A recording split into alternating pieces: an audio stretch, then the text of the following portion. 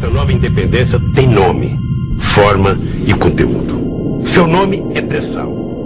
A quarta frota. O que a quarta frota resolveu, depois de 60 anos, reavivar e vir aqui para... O George Washington está em águas territoriais brasileiras? Eu acho que isso não, honestamente, não acho que seja bom. Agora, o que eu posso exigir dela, digamos, o que o Brasil pode exigir dos Estados Unidos. Os Estados Unidos participam da exploração do pré-sal, o Brasil...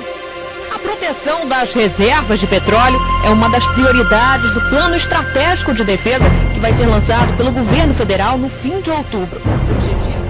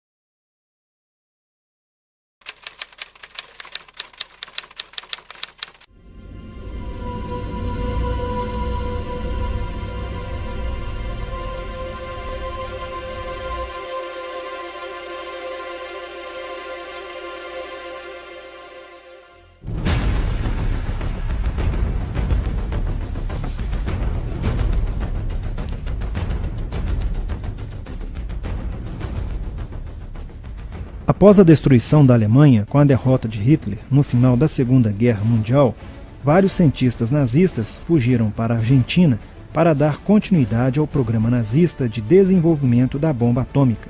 Diante dessa situação, o governo brasileiro passou a acompanhar os progressos internacionais no setor nuclear e iniciou a produção de urânio metálico na década de 50, estabelecendo os primeiros passos para a criação de um centro espacial brasileiro no governo de Jânio Quadros.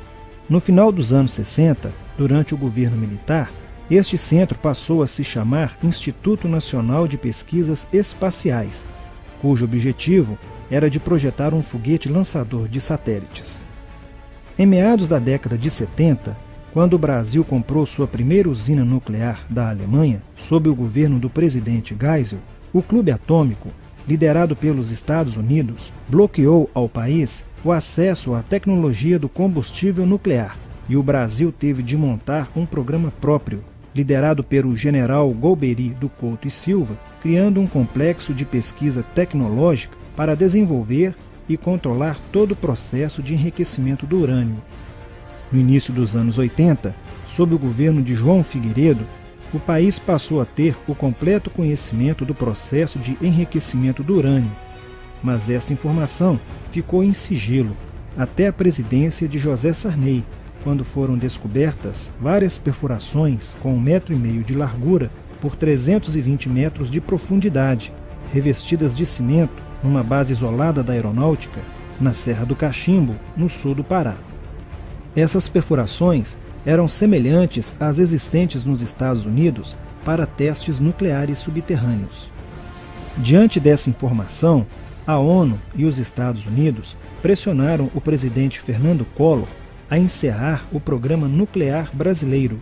Isso fez com que esses buracos fossem tapados e a maior parte da base desativada.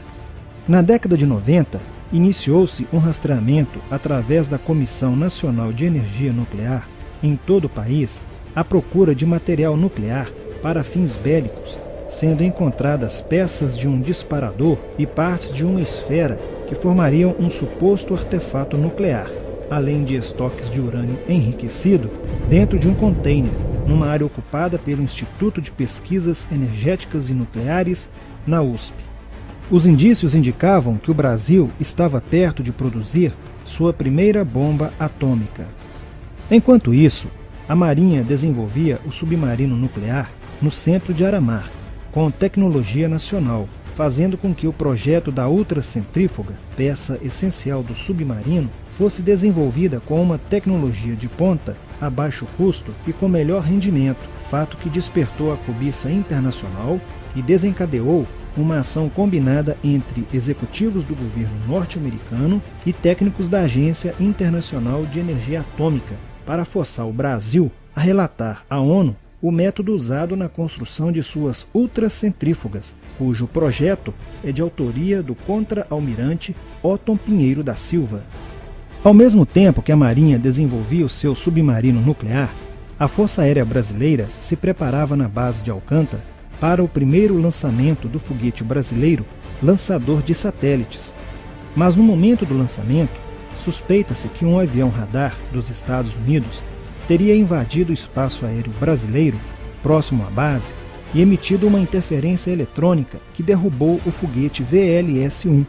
Imediatamente, caças da FAB tentaram interceptá-lo, mas o avião norte-americano não foi localizado. O segundo lançamento do VLS também não deu certo. Explodiu poucos segundos após a decolagem.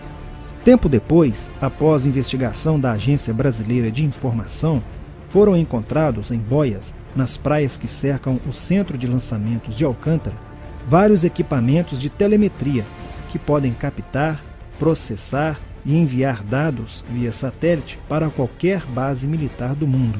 Em 2003, no primeiro mandato do presidente Lula, às vésperas de mais um lançamento, o foguete VLS-3 explodiu 3 dias antes com os motores desligados, quando estava sendo preparado na base de Alcântara, no Maranhão, matando 21 funcionários.